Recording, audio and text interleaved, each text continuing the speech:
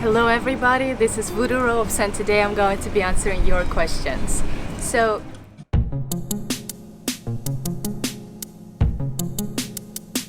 I got really a lot of questions from you guys. I got them on Instagram, I got them on YouTube. Some people even sent them to my email, which I don't remember that I ever wrote my email anywhere, but it's pretty nice to know that somebody can find it.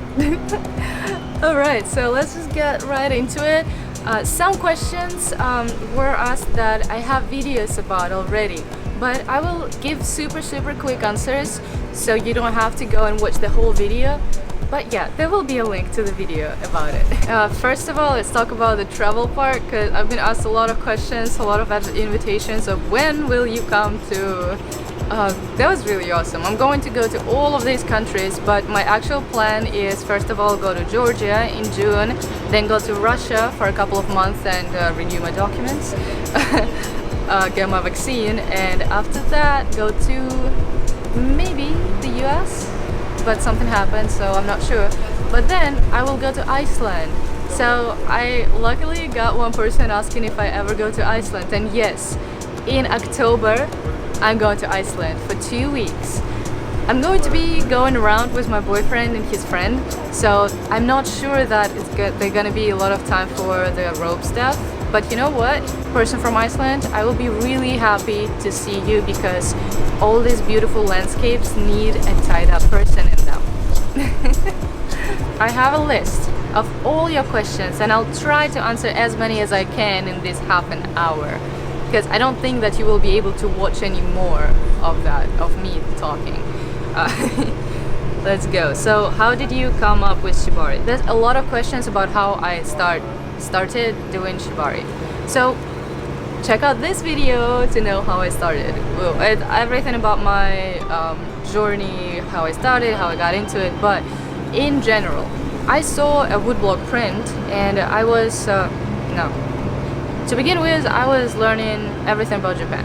My major is Japanology, that exists, yes. And I'm also majoring in political science, but I came across this woodblock print that's really beautiful and it has some tied up people in it. So I got interested and I asked my professor, my professor of history, what's that? He was kind enough to explain and even to send me further readings on the topic, which was really awesome, and that is how I basically learned about it, got interested in the psychological part of it, because the first thing I read was the dissertation of Hedwig, who actually went to Japan and got into shibari and was exploring. So that what got me into it in a non-kinky way. And then I started tying up my friends using some Hojo Jutsu books, but then I figured out that Hojo Jutsu is not what I want to do. Alright, what was the moment that you understand that you want to do shibari? Okay, so the actual moment was when I had my first serious photo shoot, and then we did this 2 girls wearing yukata. This photo shoot was the red everything around, red and black and white. And then I was so calm and they were so much enjoying themselves in ropes. The photographers were also super into it, and I figured that this thing can bring joy not just to me, it can just spread it around so nicely. So yeah, that was the moment, and I think that was 6 years ago. Yeah, for sure, that was 6 years ago. And that was an awesome moment in my life. I really loved it. What resources, how to get started, and what resources do you suggest? Well, how to get started, thing number 1, take a lesson. If you are in a city, then just find the community or find the shibari person and take a real lesson. But also you can take lessons from Shibari Study, you can take lessons from my online course, you can watch YouTube, but the only thing that YouTube cannot give you is structure. So there will be no structure from YouTube, and there will be nobody to tell you if you're doing right, if you're doing the right thing. And that's really important. So if you have a possibility to take a real class, then do it. Don't wait for it, it is worth it. Even if it seems expensive, it's worth it because you won't hurt anybody and you will learn from a real person. Do you prefer hemp or jute? Well, I prefer jute always. I don't even have that question in my mind, hemp or jute. I think that the only people that don't like jute are the people who never had good jute. So I think that you should probably try really good jute, the one that is not spiky, because hemp and jute come from the same material, but it's different type of braiding, I guess, because jute is twisted and hemp is, I think, not always twisted. I'm not sure, but hemp also gets really, really twirly, and it's hard to tie harnesses, to tie more decorated things with hemp. But jute is really nice for like everything, and it doesn't burn skin. Alright, so what's next here? How do I make tiny, small, strong, flat knots? Tiny, small, strong, flat knots? Really? You make them pretty easy. I have this particular video here. I'm just gonna play it for 30 seconds. Here you go. This is how you make the knot. It's really easy. Where do we go now? How did you talk to your boyfriend to let you tie up other people? I don't think I ever had this problem. I don't think I ever had to talk to my boyfriend about these things.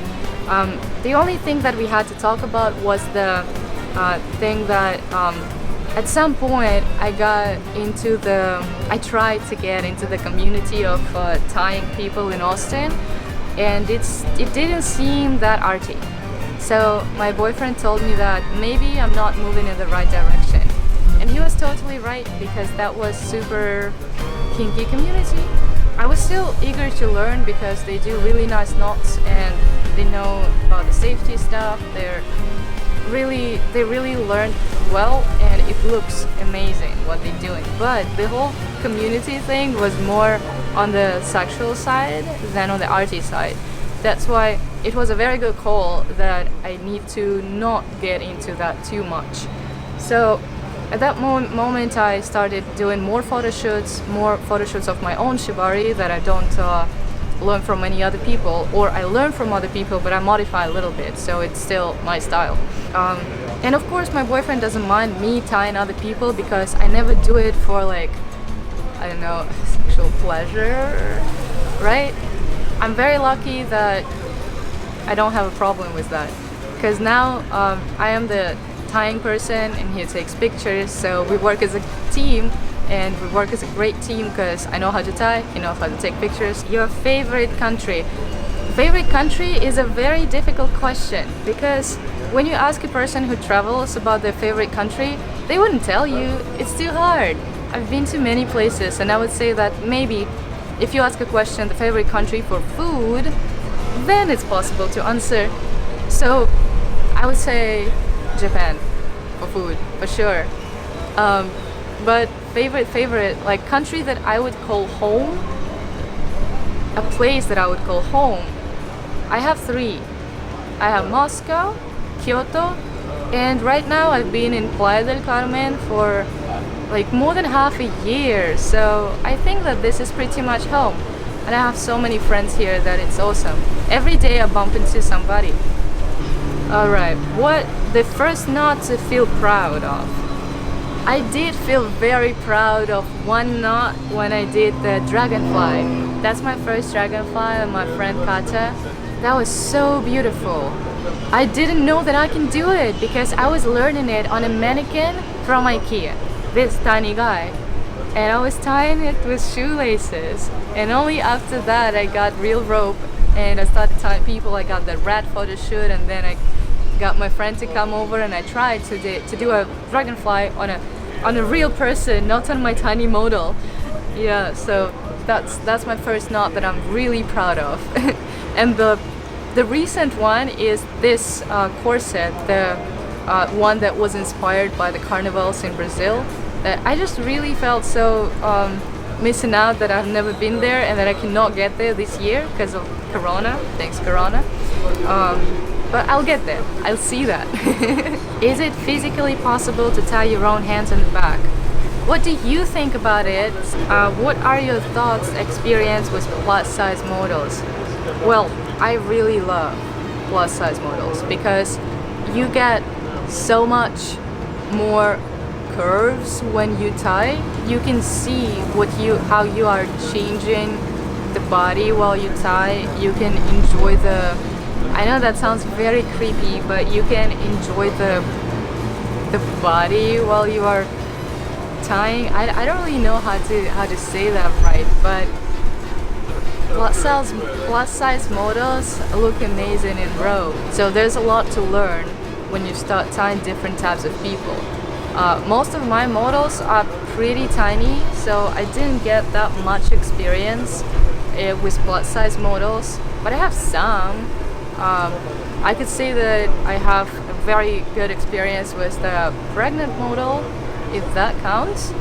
What's your biggest milestone in shibari? Well, I think that my biggest milestone was an exhibition, because that was my goal. I was doing it for having an exhibition because I see myself as an artist, and as an artist I need an exhibition. So when I had that in Moscow, that was so awesome. That was a thing that made me believe that I can do it. Also, it made everybody else believe that I can do it, because for example my parents, that's answering a new question. What about the struggles? Where was that? What were your struggles in shibari? So my struggles were, first of all, that nobody believed that it's a thing to do. So when I started, especially my parents were like really questioning what I was doing, and we didn't talk about it because like they didn't ask, I didn't answer. I tried to talk about it, but it didn't really work out that well, so I gave up. And they started respecting the stuff that I do only 2 years ago. Yeah, so it took a while. Another big struggle is the traditional society. So in Russia it was quite difficult for me to find models and to just post pictures of my stuff, because people are pretty traditional and they don't really believe that this is art. They believe that this is a deviation, unfortunately. But lucky me, I found a good community. I found an arty community. I found people who go to events, who make events, and we got together, and I was inside of my nice circle of people that understand what I'm doing, and we exchange experiences, and that was nice. But then sometimes when you get out to like the real world and you meet people who don't understand and who don't want to understand, then you really face the challenge.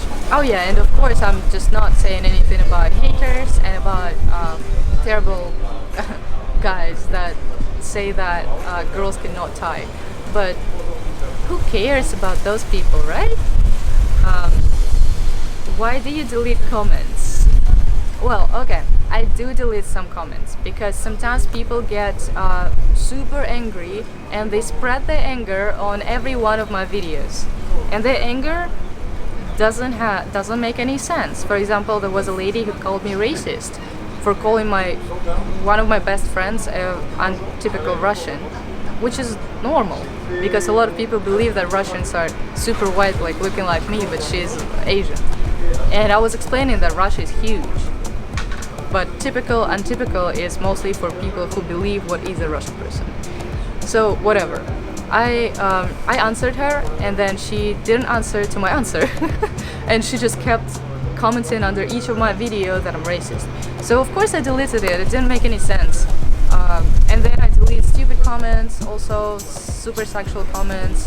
What else? I don't delete any constructive critics because it really helps. So for example, I had the Gote video with a guy, and one person commented and showed me all the bad things that I did in it, and I figured that that video just should not be out there. There's really a lot of things that just shouldn't be taught, because what I have shown was the video for real beginners, for those who want to make something that looks like Gote, but that was not a Gote. So I just felt ashamed and I deleted the video. So thanks to that person, it's not out anymore. Yeah, so if I have the constructive critics, I'm okay. What do you look for in a model? In a model, I look for authenticity, because I really like when a person has something interesting about him or her. And many of my models just have something in their eyes that I see, and we kind of like catch something in each other, and then we really want to work together and do stuff. So yeah, I'm not looking for any particular type of appearance or character. No, I'm looking for something that is special about the person, because every photo shoot is showing a little part of the person. And to show a little part of the person, I need to know what I want to show, and I need to see something about my model that needs to be up. A lot of people ask me about a Hogtie. So there was a video on YouTube, but I decided to delete it because I got demonetized. And now I'm not going to post any more of those, just because I'm afraid of them taken down. But I have 4 videos of the Hogties, even one with me trying to get out of it. And you can go to my Patreon, and it's right there. It will be there for a long time. Are you staying on YouTube? Yes, good news, I'm staying on YouTube. Do you do videos of yourself tied up on YouTube or Patreon? Do you ever use gags and blindfolds in shibari? I don't, other people do. I don't really like the gags in general. I don't think that they look good. I think that it makes you think of something kinky, and I don't want people to think that about my pictures or about my work in general. Blindfolds are nice. I do use blindfolds sometimes when I do the shibari session, because it feels really nice when somebody is tying you. If you trust the person, you don't need to see. Blindfold helps you to switch on, to turn on all the sensations in your body. When you first entered the shibari scene, were you with a stable partner? No, I was not. I did not have a stable partner. I tied different people, but I had a couple of friends that were helping me, that were my models, and they liked it, so I was very motivated to do more, because I knew that they liked what I'm doing, and I was trying to get better and better and just do it for myself and for them, to show that I can go further and further. There was a question if I have any tips on safely practicing or meeting people. I have 2 separate videos. One video for safety, and also I have a safety guide that you can download here. And the whole video about how to meet people, how to find models. My tips are just text people on Instagram who are from your city or from your country. And also I have this special Excel document where you can search for your country, and you will find people who are eager to practice shibari. And also don't forget to put yourself on that list so that we know that we can keep in touch. Prefer to be tied or do the tying? I prefer to tie because I don't trust people. Because I have been tied really badly once, and then I have been really cautious about how and with who I am being tied. My good experience was with Sylvia, and I guess that's it. I haven't really been tied that much. I have been tied badly in Moscow, but I don't really want to talk about that because the guy didn't care. He was tying me, he didn't care about me. He was caring about himself, how he performs, and people looking at him. That's it. Not gonna elaborate more. Are you in a closed or open relationship? I'm in a closed relationship. Any plan for coming to Switzerland? Of course, I would love to come to Switzerland. You're like the 3rd person who asked. Awesome.